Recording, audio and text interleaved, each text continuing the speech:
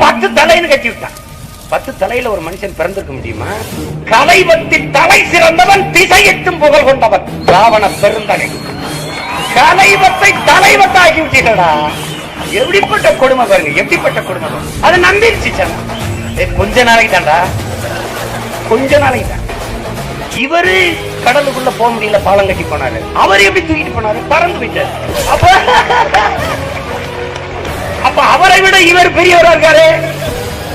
இத்தனை ஆண்டுகளாக நம்ம ராமலீலா மைதானத்துல நமது பாட்டன் ராவண பெருந்தகை பொம்மையை 10 தலையை வச்சு பூரா 100 அடிக்கு மேல இங்க இருந்துட்டு அங்க பொம்மையை வச்சு நெருப்பை வச்சு அம்பி. பொம்மை தானடா, கிட்ட போயிருங்களே பயம். என்ன பயங்காட்டி வச்சிருக்கான் பாரு.